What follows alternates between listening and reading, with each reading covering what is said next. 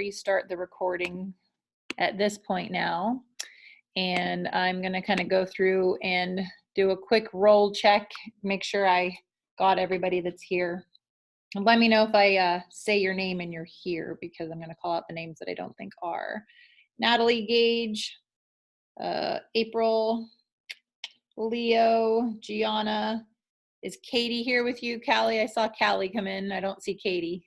She's coming right now. Katie, okay. Come. She can just say hello when she gets there so I can see her. Okay. Nick.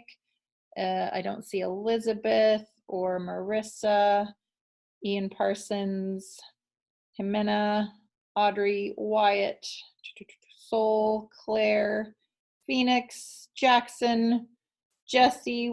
Wayne. Colin. Indigo. Jordan LaForce. Blake.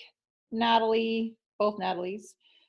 Spells, Selena, Christina, and I think I did see Jordan Wilson. Yeah, I see Jordan Wilson. I didn't mark you. Okay, gotcha. All right, okay. So we'll go. She's with me. Oh, we're gonna get back there. Hi, Katie. Thank you. Hi. Okay, so don't go anywhere, Katie. Stay here now. All right, so if you guys need to, you can turn off your videos if you want to leave them on. I enjoy getting to see your faces, but you don't have to. Let's see, first thing, if you haven't heard me ask already, I do have a survey that I would like everybody to complete. So if you haven't done that yet, please get on and do that right now. I want to remind you guys too, you will get an invitation by email to the trivia night that's happening tomorrow night. Thanks, Ethan, I gotcha. Yeah, 6:30 tomorrow night, you'll get an email for the Zoom. It'll be from Hannah Riccioli. It was a lot of fun last week. If you weren't there, you missed out.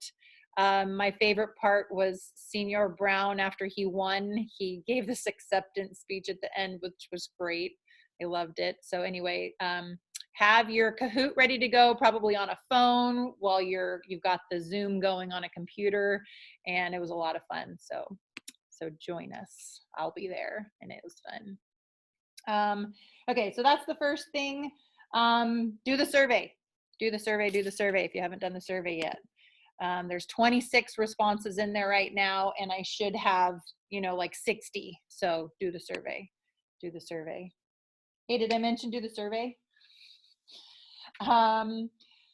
Let's see. I wanted to talk about a couple of things about this week's lesson with you guys. And if you read the instructions on the practice assignment, I said it would be a good idea to print the back page of the practice assignment, because it's got this unit circle on it that I'm going to help fill in with you guys right now. It's not totally necessary. You don't have to have it, but I'll show you why it's really helpful when you go to do the assignment, and hopefully you'll see a lot of the patterns that are there. You can recognize a lot of those patterns. Okay, I wanted to talk about just a few things before I do start with that unit circle, and that'll kind of give you a chance to get that ready too. And if you don't have a printer, you can just, kind of copy it down onto a piece of paper. So, you can access that from a computer and open it up if you need to. But like I said, it is really helpful, and I'll be going over that in just a few minutes. Well, where did I put that? Let's see, Wyatt's here now, so I wanted to mark that he's here. Okay, so let me share my screen with you guys so that you guys can see stuff that I'm writing. A few things that I want you to take away from this week's lesson. There are special angles. And so when we talk about the reference angles, the 30-degree triangles and the 45, 45, 90 triangles and the 30, 60, 90 triangles, right? So those are the special angles, and it's really, really helpful to remember them. It's also, I hope that after today I can convince you why radians actually make the trig easier to do.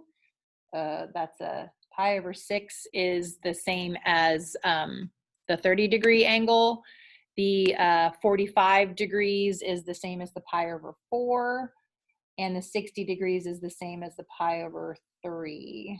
And again, that's because 30 degrees is 1/6 of pi, 45 degrees is 1/4 of pi, 60 degrees is 1/3 of pi. Okay, so those are your special angles. Really, really helpful to remember, you know, when you've got your special triangles. We'll call this one the 45, 45, 90. That the ratios of the sides are 1, 1, and √2. And then in a 30, 60, 90, if this is my smallest angle, then that is across from my shortest side. And then I have the √3 across from the 60-degree angle and the 2 across from the right angle. Okay, and so remembering those is really helpful as you are doing the trig that we're working with right now.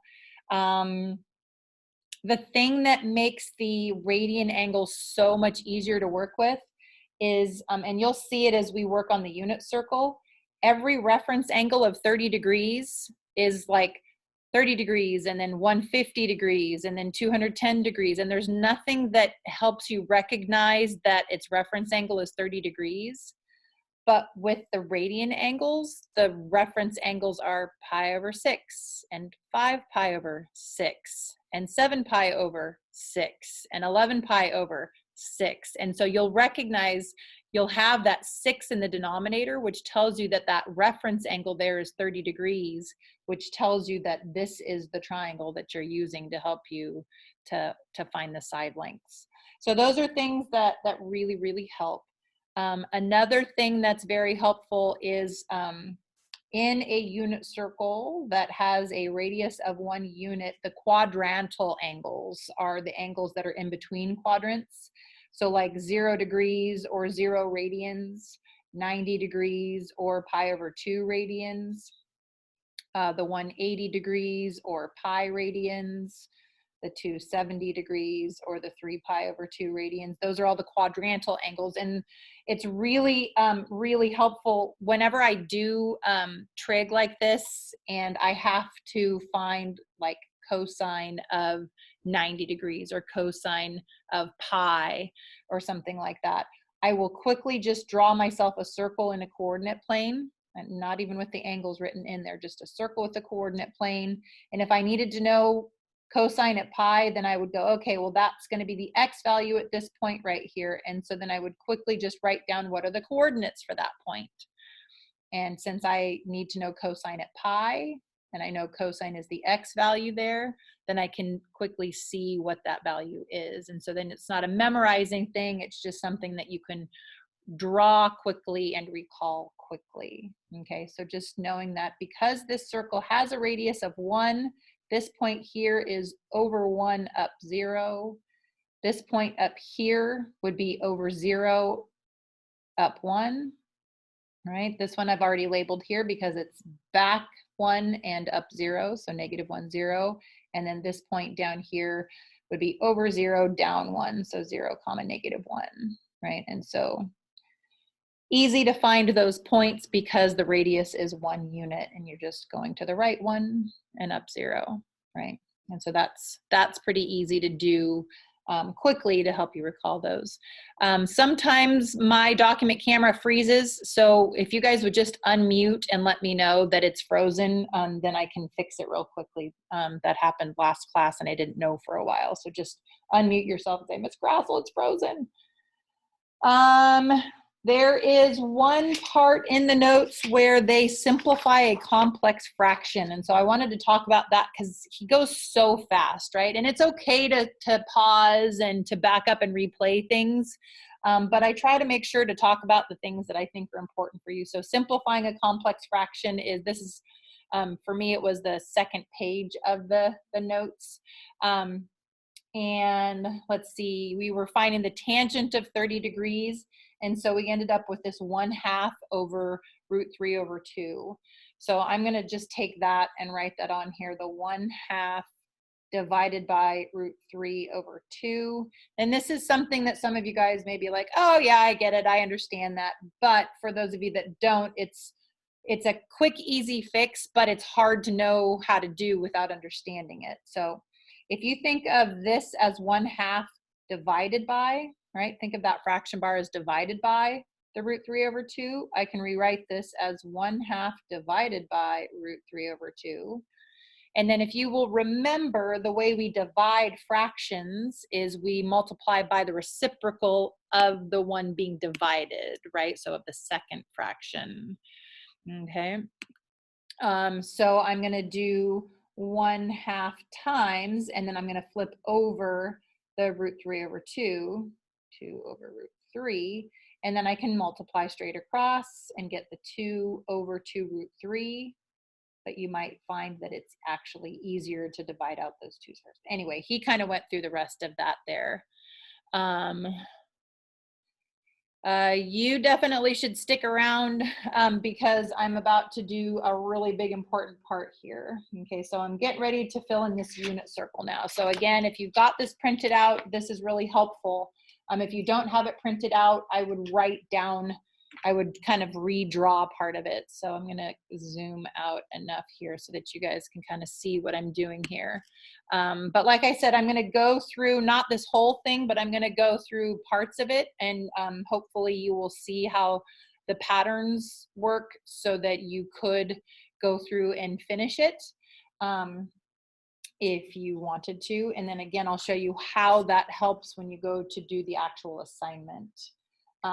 So they have everything in the first quadrant filled out for you, but I kind of want to go through you know, how you figure out some of the rest of it. So one thing that is important, as you do the table down below, they have all of these angles here, and I don't think it's real obvious what's supposed to come next. And so I just kind of wanted to talk about that, and you can fill that out later if you want to. But as I go around the circle, they have 0 degrees, 30 degrees, 45, 60, 90, and that's what they have here, right? The 30, the 0, 30, 45, 60, 90. So if I keep going around the circle, you know, what is the next angle here? Well, each of these are 30 degrees apart. Okay, this one here in the middle is not, but each of these are 30 degrees apart. So I can go 90 plus 30 to get this one here is 120. I can do 120 plus 30 to get this next one here, which is 150. And then again, plus 30 takes me to the 180 degrees, which is kind of a checkpoint. Do I know that's 180? Can you guys see that, or is it too small? Is that all right?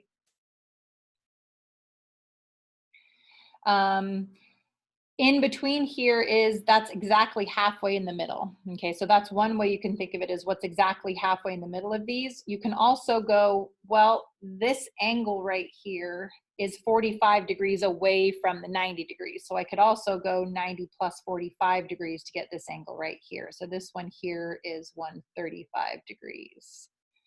Okay, and so you could keep going around the circle like that. And again, those angles there are what get filled in the table down below. So 90, and then down here it would be 120 degrees, and then 135 degrees, 150 degrees, 180 degrees. And then I would keep going then into that third quadrant.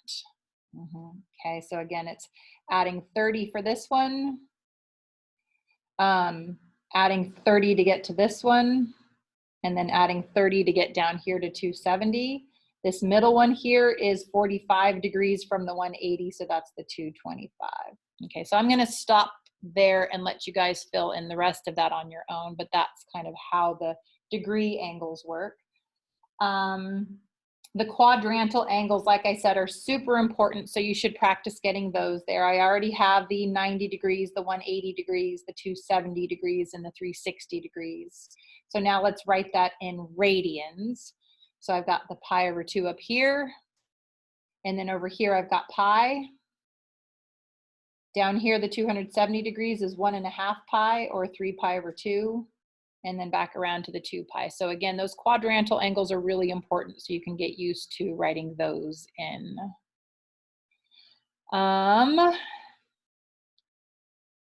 And then I wanted to talk about the coordinate pairs. I kind of filled that in over there already, but let's just kind of write those in. The coordinate pair here would be, because it's from the origin, it's back 1, so that's -1, 0. That one's already there for you. That's over 0, up 1, right? This one down here is going to be the point it's over 0 from the origin and down 1, so that's 0, -1. Okay, and again, that's filled in for you already. So those quadrantal angles are super helpful. I would make sure that you understand how to fill those in.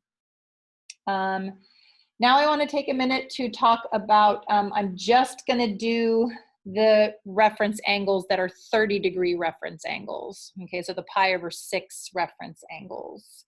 Just so that you guys can kind of see the patterns that happen and how you could then quickly fill in an entire row of the table because you already know the pi/6 angles up here. Okay, so as I move around the circle, I've got the 30-degree reference angle here. Here is also a 30-degree reference angle, right? Because that's 30 degrees away from the x-axis. This one is the 30-degree reference angle here. And then this one here is the 30-degree reference angle here. Okay, so those are the reference angles that I'm going to be working with right now that have the reference angle of 30 degrees. And like I said before, that degree measures are not super helpful, but if you can remember that reference angle of 30 degrees is equivalent to pi/6, like it is here, right? 30 degrees is pi/6. Well, if this here is pi, and this is pi/6 away from pi, I can think of this pi here as a 6 pi/6, right? 6 pi/6 would be equivalent to 1 pi. And so if this is 6 pi/6 here, and this here is 1 pi/6 short of that, then this one here is going to be a 5 pi/6. Okay, and then similarly, this one down here is pi/6 away from pi, or from 6 pi/6, but it's pi/6 more than that. So that one's 7 pi/6. Okay. And then when I come around to this one over here, right, again, it's pi/6 away from 2 pi. So I want to think, what's pi/6 less than 2 pi? So I like to think of the 2 pi as a 12 pi/6, so that I can take 1 pi/6 away from that to make that 11 pi/6. Okay. And I'm going to take just a second to fill those in on the table down below. And then I want to talk about the patterns of what like the X and the Y value is at each of those points, so that you could then come down to the table and fill those in. Okay. So let's see, at 150 degrees, we have the 5 pi/6. I'm going to fill that in there. At the, let's see, I'm going to, I have one of these filled in already, but I'm looking for it so that I can cheat and use that. Okay, at the 210 degrees is the 7 pi/6. And then at the 300 degrees is the 11 pi/6. Okay, and those are all, the row here, the row here, the row here are all going to be almost exactly the same as the row here that has the reference angle of 30 degrees. The only difference is like a positive or a negative. Okay, so let me come back up to the circle and look at what that would be. So this 30-degree angle here, the way they got these here was because of the unit circle, and you probably remember him talking about that in the video, right? If this is a 30-degree angle and this is 1, then this here was the 1/2, and this here was the √3/2, right? And so that's how we know that this X value here is a √3/2, and that's how we know that this Y value here is a 1/2. Right, the X is the √3/2, the Y is the 1/2, right? Okay, and just remember that the cosine value is this X1 and the sine value is the Y1. And then if you look down below, you'll see those exact values are filled into the table down here, right? So the cosine at pi/6 is The cosine at pi over 6 is the root 3 over 2. The sine at pi over 6 is the 1/2, right? There's the x, there's the y value. And then the tangent, they kind of go through, they went through that earlier. So as I move around and I use that same reference angle, right? So I'm going to fill it in for all of these that have the exact same reference angle here. I'm going to have those same x value of a root 3 over 2 and a y value of a 1/2. And down here also an x value of a root 3 over 2 and a y value of a 1/2. The only thing that's different is the sign of it, right? So remember, you know, he talked about, and I went over this last week too, this quadrant here, the x and the y are both positive. Well, in this quadrant here, because you have to go left, that's a negative x, and you have to go up, that's a positive y, right? So at this point right here, the coordinates have the exact same coordinates as they do over here, the root 3 over 2 comma 1/2. And again, that's because it's the exact same reference triangle, right? There's the root 3 over 2, there's the 1/2. Except because we're going left first, we have a negative root 3 over 2, and we went up, so that's a positive 1/2, right? Using those signs there. Down in this quadrant down here, because we have to go left and then down, we have a negative for the x and a negative for the y. And so guess what the coordinates there at that 7 pi over 6 are? Well, they're the same as they were over here, except that both the x and the y are negative. So we have a negative root 3 over 2 and a negative 1/2. Okay, and then over here, same thing. Over here, the x is positive, and then the y is negative because you go in the positive x and the negative y direction. But again, the x coordinate is the root 3 over 2. The y coordinate is the 1/2, just like it was there with that same reference angle, except that we have a positive x and a negative y. Okay, and so you can use those to fill in the table.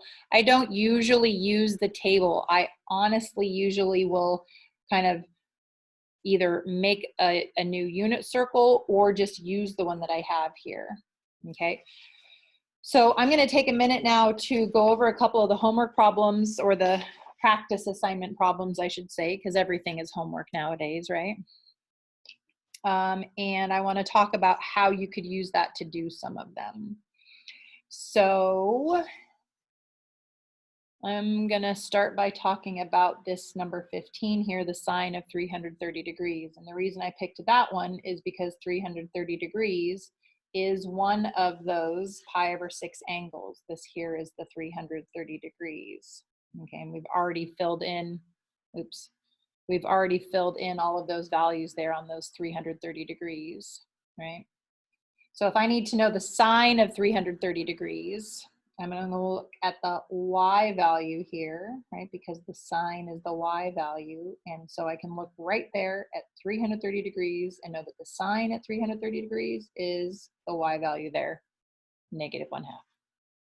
Okay. And so, you know, you might find it helpful to have this whole unit circle done because there's lots of patterns there and it's real easy to go through and fill in, you know, all the pi over 4 angles. They're going to have the exact same coordinates as this pi over 4 angle did, just by changing the signs of the x or the y values. Okay, and so that helps you as you go through that. When I come down to number 28 here, where it's cosine of pi over 6, I did the pi over 6 one here, right? There's pi over 6. I want the cosine value there, and so it's that root 3 over 2.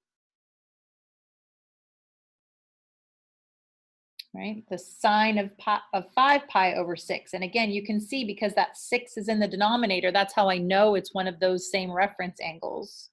Okay, so the sine of 5 pi over 6, I'm going to come over, find my 5 pi over 6. The sine is the y value there, which I've already got written down as the 1/2. Okay, so that unit circle is really helpful if you fill it out ahead of time. If you don't, I just wanted to kind of go through how you would do one of these if you didn't do the entire unit circle. So let's take a look at this one here, this tangent of 315 degrees. Okay, so first thing I would want to do is I would want to come over here to this circle, and I'd figure out where the 315 degrees is. Well, you could say it's more than 180, it's more than 270, so it's going to be in this quadrant here. That 315 degrees has got the reference angle of 45 degrees here. Since I want the tangent there, I am going to want the opposite over adjacent. Okay, so because this is a unit circle, I've got my 1 on my hypotenuse, and then you can look back to see why those are both √2/2's. Keep in mind though that we have a positive √2/2 going that way, but because we went down here, this is a negative √2/2 this way. And so if I wanted to do the tangent there, I would do the opposite of the reference angle, right? So the negative √2/2 over the adjacent, which is the positive √2/2. And so the negative √2/2 divided by the positive √2/2 is just dividing something by itself, giving us that -1 there. So that's why they put this here, so that you could just redraw the part of the unit circle that you needed there. And again, using those reference triangles that I referred to at the beginning there, that's it's really helpful to use that. Let's see. I think I'll leave it at, you know what, let me talk about one of the ones on the back where you had to find the angle, because the unit circle is really, really helpful for these. I'm not going to do this one because he talked about the sine of an angle being 1/2 a lot. So I'm going to skip over that one and talk about this one here, maybe where cosine of an angle is equal to √3/2. And so since cosine is the x value, I'm going to look on my unit circle and I'm going to look to see where the x value is that √3/2. Well, what angle is that? It's either 30 degrees or pi/6. And for this one, I'm supposed to give the answer in degrees. And so here I would say that theta is, what did I just see? That 30-degree angle. There is another place though where cosine is √3/2. I've got a negative √3/2 here.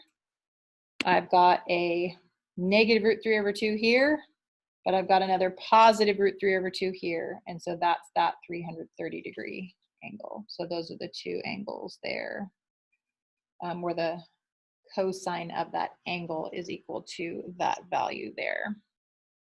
Okay, so I'm going to leave it at that. I'm going to let you guys ask questions if you have questions at this point. Like I said, he goes real fast through the video, so you may want to go back and rewatch some things if there were things that that maybe went too fast for you. And when I watch it, I usually will pause and look at them too. So, all right. So this is the end. I know some of you guys may have classes at 12 o'clock, so you can quickly unmute yourself, turn on your video, and say goodbye. Bye. Bye. Bye, Ms. Grassel. Bye. Bye, Ms. Grassel. Bye-bye. Bye, Ms. Grassel. Good to see you guys. Wait, Bye. bye, Miss Grassel. Bye. Bye, Miss Grassel. Bye-bye, Caden. Bye, Miss Grassel. Ms. Grassel. Bye, Christina. Bye, Ms. Grassel. Bye, Jack. Have a good one. Thanks, you too. Haley, are you still there? Bye-bye.